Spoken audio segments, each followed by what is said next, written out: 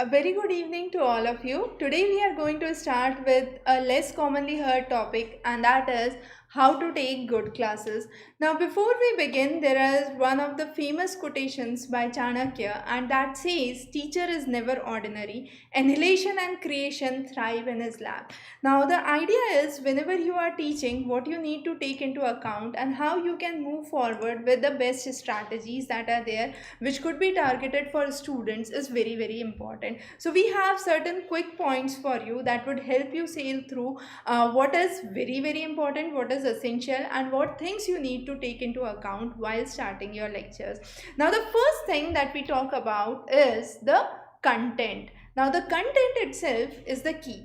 Now let's say you are reading a book. You start reading a book, you go through the various points, you go through the various topics, subtopics, and understand the concept. So knowing the content well is the primary responsibility of the teacher, because once you have a content well, then only you can organize the content and express the content. So let's take a very simple example from history. For example, I want to teach about Vijayanagar Empire, for example. So what I need to explain first of all is, when was this, what was the duration, what were the contemporary kingdoms during that time, and why Vijayanagar kingdom came into existence, what were the key features in terms of art, architecture, language, learning, literature. So those would be the key aspects that we would cover. How the administration was different and what kind of relations it had with its neighboring kingdoms, whether it was a series of wars that were seen, or it was the idea to maintain friendly relations with the neighboring states. So those are some of the things that we need to actually take into account while creating a content. So whatever content you are trying to explain, make sure that the content is well organized, well formatted, and you need to understand the flow of the questions, the flow of the text is very simple and very systematic, so that students get to know the concept very clearly. There is a question about revision videos. Definitely we would be covering many more revision videos, but for your grade 6 to 12, we have the revision notes and the problem solutions that are available at flexiprep.com. So you can simply go and visit Kuldeep on flexiprep and flexiprep.com for more details on the content there. Now coming on to our next idea is, moving from the content, we need to go forward with the next idea, and that idea is going forward with the topic. So how do you select a topic that actually interests the students? What is the topic that the students want, and how would you relate the theme with the kind of audience that are there? With the kind of audience means, let's say you are teaching on an online platform, so you know what your audience are, what your followers are, and based on that you need to understand what is a topic that is more demanding from the students. Based on the comments, based on the suggestions, based on the recommendations, you decide a theme. Even if you do not have a topic or a framework, let's say you are taking classes with a school, with a university, with an institution, you know what topics you would be taking. So you have a broad framework of the syllabus in hand. What your idea should be to organize those topics together which have a similarity of concepts, or which could be understood together with a same flow. So taking those topics together is very important and essential. Sometimes it so happens within the syllabus it is defined, there is one of the topics and the other topic is totally way away from the main topic. So let's say there is one topic which pertains to economics, the next topic would pertain to, let's say, anthropology, and the third topic might be a historical outline about something. So it is very essential that you organize all the topics which are on the same theme of anthropology, which are on the same theme of historical thoughts that are there, or which are on the same theme of economic foundations. Then you start your series of lectures. So it's not always necessary that you have to cover the syllabus as it is designed. You can understand the syllabus and give it a reshuffle if it is required. So that is very, very important, and this would help a student create a strong linkage, a kind of interlinkage between the concepts and the topics that you are talking about. There is another question about notes for class 9th. So if you go on to Examrace study material section, in the NCRT section we have the lecture handouts for all the videos, or simply you can type the title of the class, the topic, the chapter, and mention YouTube lecture handouts. You would have the Examrace handouts that would be available there. This session is on how to take good classes and how to teach. So this is a class specifically dedicated for those who are interested into teaching and research and want to pursue their career there. The next important thing that we need to take into account is knowledge.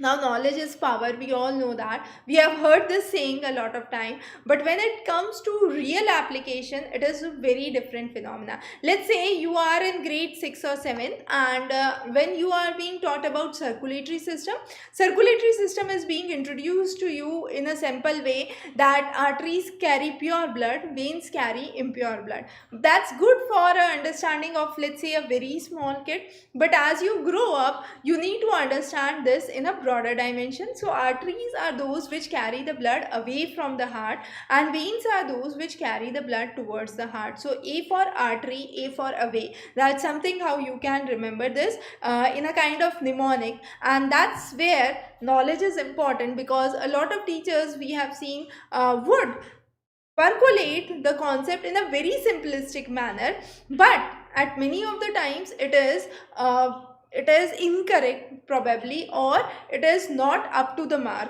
So make sure that as a teacher it's your responsibility to give good knowledge, to give correct knowledge, and double check whatever you are teaching before you start your lecture. So with every 1 hour of lecture we say at least 3 hours of preparation is required. So if you are there to deliver 1 hour of lecture, have your content, have your preparation good for at least 3 hours before your lecture, and that's how you frame a really good lecture. And when we say knowledge, it's not just a kind of superficial understanding about the concepts, but also interlinking the subject with other subjects. Now what is the benefit? Once you interlink the subjects, students get a reasoning. Students ask why you are interlinking, let's say, history with science, or why you are interlinking geographical aspects with science, and that's where it gives them a real interest to study. So as a teacher, it's a responsibility to develop interest for the students, and that's how you move forward. Now there is a very good question from Poonam. What are the sources to search for teaching material apart from books, authentic sites for higher education studies? Okay, now this is a really good and an admirable question. When it comes to searching for study material, understand that you would have numerous sources that would be available on web, but there are many sources where the information could be in the form of question answers. It could be a forum question that could be there, or there could be some suggestions or feedbacks given by some other people, but those are not authentic sources. If you want to go into authentic sources, dive deeper. This is something that we would have covered later, but since a question has been asked here, we are touching this topic back here again. The idea is to go for authentic sources, authentic research papers, journals, and try to get a deeper level of understanding onto that topic, about that topic, and also different perspectives. So let's say you are talking about one of the concepts, let's say you are talking about sociology, you are talking about family structure. Now within the family structure you would have numerous sociologists who would have given their views. So with each sociologist the views would vary a little from the previous sociologists. So what is very important is to have a perspective. Keep your minds open while you are preparing your lecture material, or while you are preparing your teaching material, and try to get in various perspectives. Now once you get in the various perspectives, you would have a kind of broad outline about how the things work in a certain fashion. Let's say I put a simple question here: why do you see huge huge waves in the ocean. Now from a geographical perspective, there could be a person saying that yes, it's good that we can capture those from a satellite. From a biologist perspective, there could be views about how the fishes behave, how the dolphins behave with the tides and the waves that come in. From a philosophical perspective, it could be an idea of moving forward without any stop. So there could be various perspective and various interpretation about the same concept.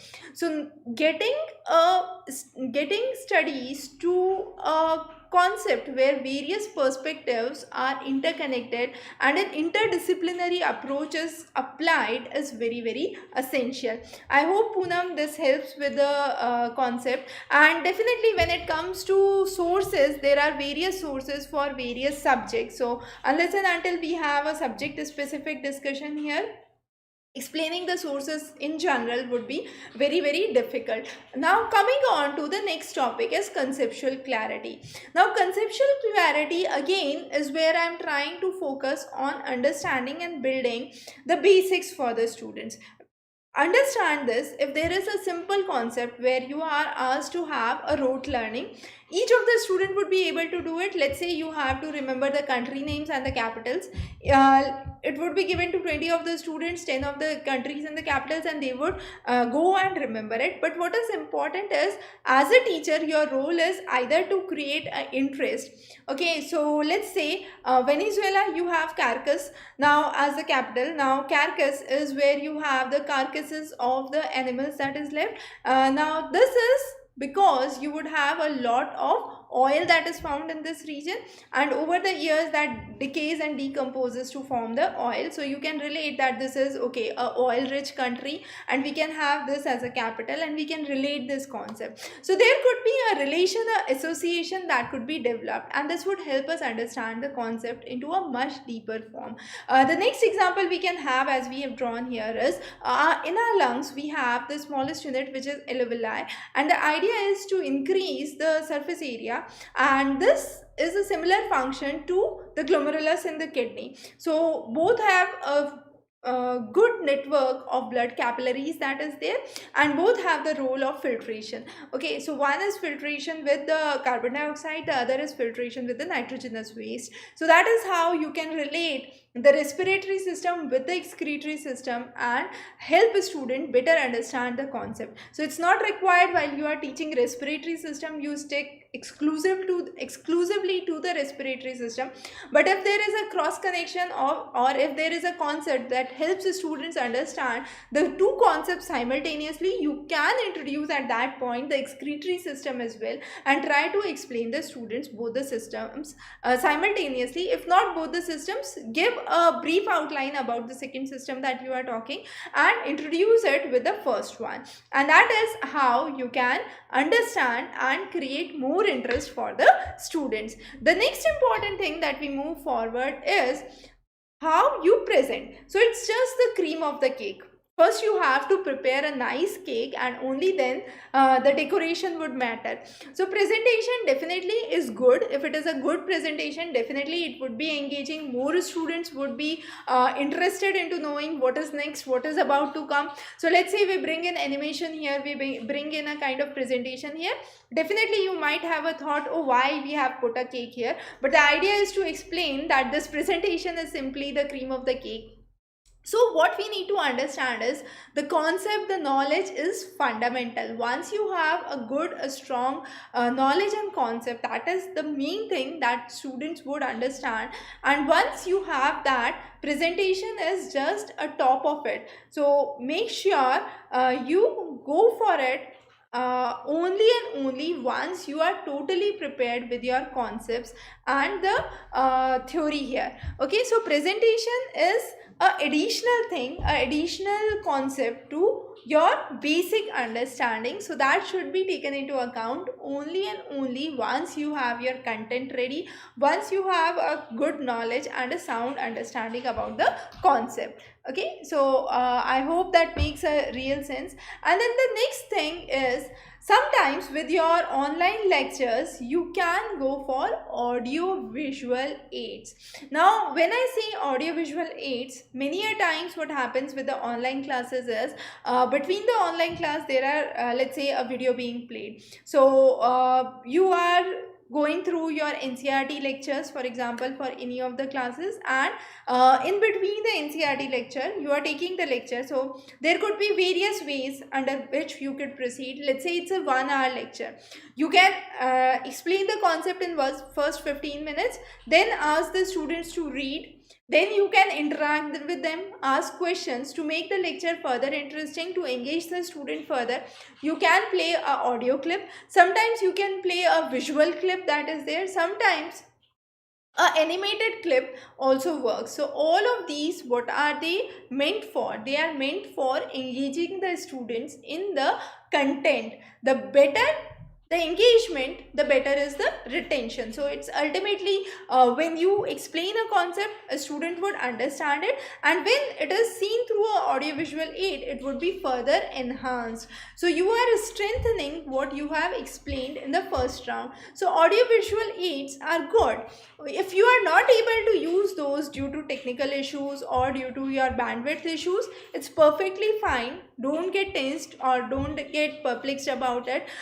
Think that you have to, again, this is something that could be done as an additional thing. It is just a top up on what the main concept is, and it's also a way of giving students a break. So for a 1 hour lecture, creating retaining attention for the students becomes difficult. So if there is, let's say, 15 hours of lecture, then 5 hours of an audio clip or a video clip, then again 15 hours of a lecture, it would definitely make sense.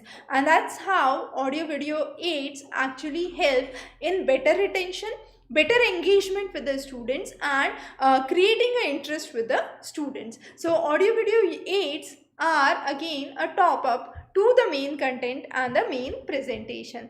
The next important thing that we focus always on is how you move forward with understanding the concept in much more detail and a simplistic way with the needs of the student. So let's say a student, there are 20 students in the class. 10 of them have understood what you have explained perfectly. 5 of them are okay with it, but there are other 5 who have actually not understood the concept. So when it is a audio or a video clip, what a student would do is they would simply go back, replay it, and that's done. But when it's a physical classroom, that is something that cannot happen. The student cannot replay what the teacher has already spoken. So what we need to understand here is, we need to understand that we need to maintain the pace for all the students. So if there are some students who have done well, who are on the upper side of the class, you can give them difficult problems in hand and take time to spend that time with the students who are actually facing difficulty with this topic. So for them, you would have to revisit the topic again and again until it is perfectly clear with them. So to engage all the kind of students in the class, it's very important that you have to be prepared well, and for that you should have questions with all difficulty levels. So you should have questions which are easier in nature, and those questions which could be repeated with the students again and again. And for some of the students who are able to grasp the concept well, you should have a little difficult questions, so that those students are actually involved, engaged in the studies. And this is mainly applicable for the subjects which require practical learning or which require problem solving. For example, mathematics, numericals with sciences. So there what is required is, you need to engage all kind of students and you need to have all grades of problems. So whatever chapter you pick, select certain easy questions, select certain difficult questions, and then one good idea is, one of the students who is able to understand the concept well, you can ask that student to come to the board and explain that concept to the remaining class. That would also help other students as a motivating factor, because they would understand this fact that this student again belongs to our class, and if he or she is able to solve that problem, why can't we?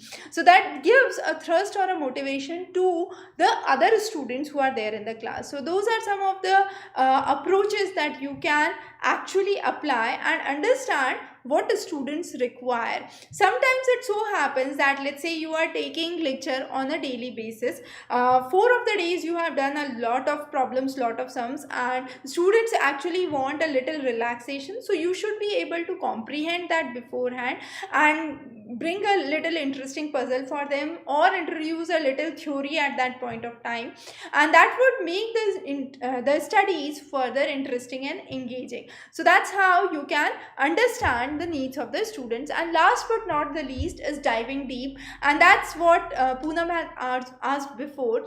The idea is go deeper into the topic. The more depth you go into, the better understanding you create, and this is how you can give students, if you are engaged with higher studies, you can give students good research papers, you can ask them to write term papers, and with this what would happen is students would also develop interest. They would have a passion, a inquisitive character to understand why this thing is happening. So let's say if there is something related to agrarian reforms, they can be asked to focus on historical kind of agitations that have been there, the farmers agitations that have been there, the basis for those agitations, what are the recommendations that are coming up, what have been the scenario with other nations, and how other nations have actually coped with the agitations that have coming up, that have been there, or how they have resolved that issue. So diving deep into the topic actually creates interest not only for the students but also for the teachers, and there should be a kind of dedicated time, specifically if you are talking about students with higher education, where discussion sessions should be there. And there should be, let's say again we pick up the same topic on farmers reforms or agricultural reforms, there should be a discussion time where each of the student is being given separate theme.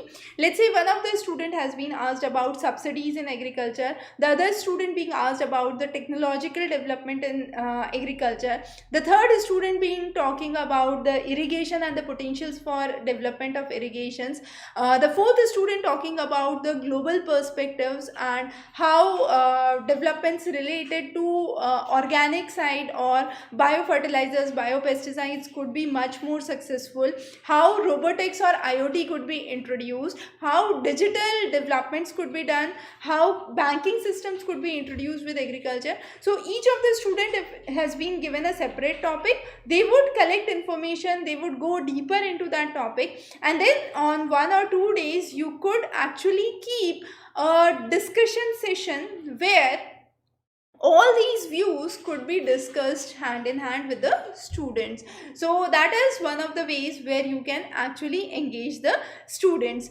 So Poonam has another question, good sites and recommendations for education and English. Now there have been various research portals. JSTOR is one of the good research portals that we usually recommend to students.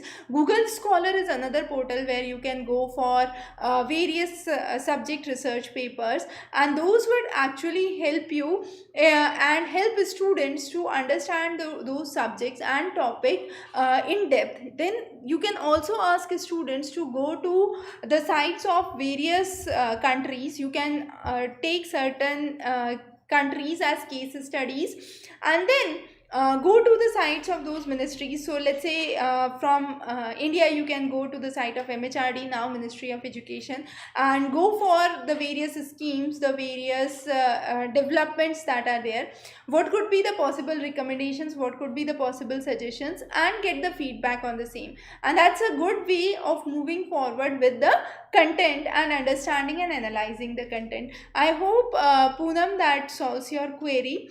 Okay, if it is for higher standards, if it is for school education, definitely we recommend that you stick to the basic textbooks what the students have, and then create interest for the students. You can bring in puzzles, you can bring in, let's say you can ask them to develop projects, ask them to create something, which actually explains, create a model which actually explains the concepts. Sometimes there could be a difficult task that could be given. For example, creating models in science subjects is definitely something that is being heard off and on. But what about creating the concepts where models is being asked for social science subjects, or let's say English as a subject? So that really makes the thing challenging for the students, and students would put in a lot of applicative concepts, and you would see wonderful results from students as well. So that is something that could be tried, and the sole idea of the teacher over and above should be to create inquisitiveness with the students, to create interest with the students, and then learning automatically goes on a self-based learning style. So that is something that you must focus on definitely. I hope I was able to address your questions and queries. Definitely, we would be covering many more interesting questions and topics for you. We do meet every Saturdays and Tuesdays. Every Tuesday, we are there with the testing Tuesdays, and every Saturdays, we have a general topic that we explain. Probably next weeks, we would be having topics related to why do students actually vanish or disappear in the online lectures, and how to deal with the stress. So those are some of the common questions and topics that have been asked by the students. We do cover those on a regular basis every Saturday at 6 p.m. Still, if you have any questions or queries, feel free to connect to us at admin@examrace.com. We also offer free one-on-one consultation sessions for your future career guidance, for your stream selection. So feel free to drop a request for the same as well. We would be meeting next Tuesday at 6 p.m. with our Testing Tuesday session. Have a wonderful day ahead.